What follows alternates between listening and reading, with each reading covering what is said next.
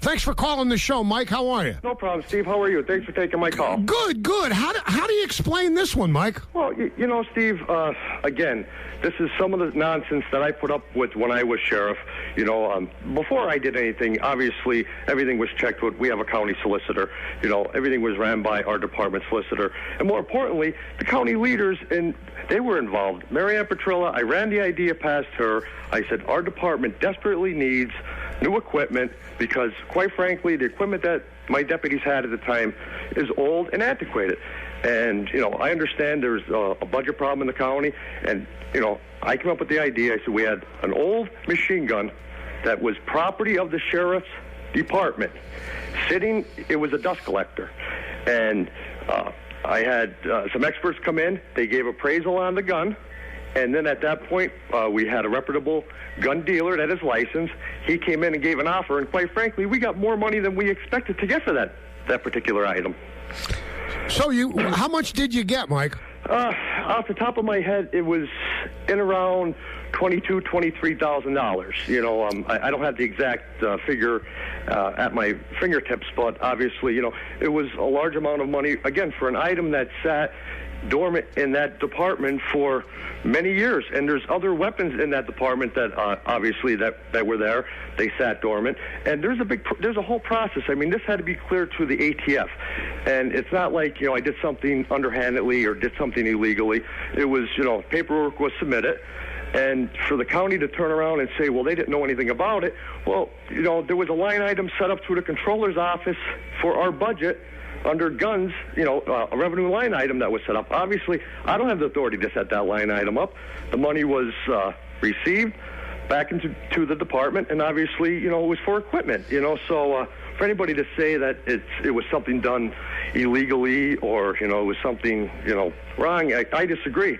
I look at it this way. It didn't cost the taxpayers a dime, that $25,000 to buy new equipment. And in the county that's cash-strapped and all the problems that we're having, you know, quite frankly, I think it's a great idea. If you could turn something that's just been a dust collector and make some money and put that money back into the department, reinvest it, doesn't cost taxpayers a dime, I don't see a problem with it. And obviously, you know, everything was done through our solicitor. That's what you have a county, not a county, a department solicitor for. So did Mary Ann Petrilla give you permission to sell that machine gun? Well, yes. When I talked to her in meetings, she said, I think it's a fantastic idea. You know, run it by your solicitor, and, you know, she didn't have a problem with it. You know, and as far as they're saying it was, I evaded a bidding policy. Well, if you look at the county code, and even if this was to go out for bid, which I strongly disagree, if you look at the code, there's certain things that are exempt for professional services, and, you know, getting an appraisal, that is a professional, a legal service. So if you look at the county code, and for them to say I committed a crime, you know, I have real problems with that, for them to be accusing me basically of a crime. So do you have, or does the county, to the best of your knowledge, have the ATF paperwork and the federal paperwork that you say was required to sell that gun? Oh, sure, yeah. I mean, there was a file. Obviously, you know, it's a long process. You know, the process, you know, was several weeks, you know, that our department has to fill out the paperwork, and it asks particularly for the signature of the Luzerne County Sheriff. And, you know, for them to say it was a county-owned gun, well, it was registered to the Luzerne County Sheriff's office.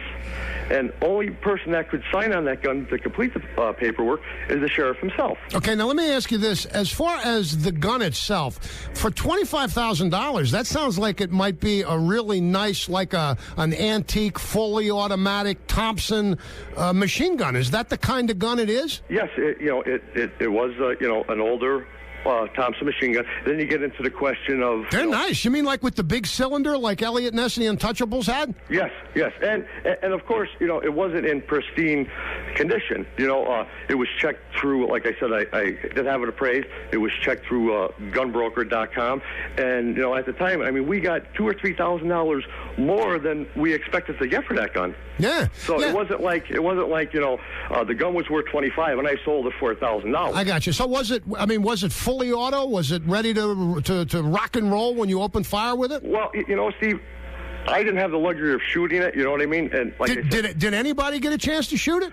Not on my watch. No, we never took it out to shoot it. I understand from the previous administrations they had it out and they have shot it. But I haven't. But again, okay. So who actually was in possession of that gun at the prison? Because my understanding is to possess a machine gun, a fully automatic machine gun, you've got to have a license. Did somebody over there have a license to be in possession of that gun? See, Steve, that again, I don't know. Like I said, I tried to do some of the research, and as far as I could see, this gun has been in the possession of the sheriff's office or department for probably more than 20 years. So who actually handed it off to you? It was there. That gun was there when I came into office. Yeah, but who actually said, "Here you go, Mike. Here's the Thompson"? Again, Steve, everything. When I came in, we have an evidence room that was there, and there were some issues at the evidence room. I don't remember if you remember that Mary Ann Petrillo and myself had a little clash about I had cluttered space and I needed room. Mm-hmm. So, I mean, there's a multitude of guns down there. There's probably hundreds of guns that could be sold to make a profit, to buy equipment for the county, and I was in the process of doing all that. And again, this is some of the reasons why I left, because you know what? You do something, you get approval to do it, and then they turn around and say, well, we didn't know about it. Yeah. So it's kind of frustrating, and especially when you have leaders saying that something was done illegally. And again, I do take I take offense to that, because that's why I have a county solicitor. Right. And then you have Mr. DeLuca, and you have to ask yourself a question: why does these departments need county solicitors if he's going to say he calls all the shots? Doesn't make any sense. So the gun, as of right now, when you took that gun to the dealer, I mean, did you personally take the gun, you and your deputy? Yes. Okay, yes. So for that dealer to buy that gun, if that's a legitimate dealer, he must have checked everything and made sure all the T's were crossed and the I's were dotted, correct? Oh, absolutely. You know what I mean? It's a very reputable firearms dealer, and again, you're talking about a machine gun, and they talk about putting it out for bid. So, would you put a machine gun out to bid? And if I did something like that, I'm sure I would take heat, and they would say, well, anybody off the street could buy a machine gun. So, selling it to a licensed Class 3 dealer, in my opinion, it was a win-win for everybody. We turned a piece of equipment that was a dust collector, and we got, $25,000 for this piece of equipment, and we're going to use that to offset costs for equipment. And I mean, in hindsight, I just think it was a fantastic idea. But again, you have people coming out now saying, well, we didn't know about it, and that aggravates me a little bit, because it's more lies by the administration there. So I'm under the impression from listening to you that you believe that everything was done appropriately, above board, in the light of day, and that you've got no apologies to make and you did nothing wrong. Exactly. And again, thank you for taking my call, Steve. I truly appreciate it. Hey, Mike, and the last story I heard was that your name's still on the side of the squad cars down there.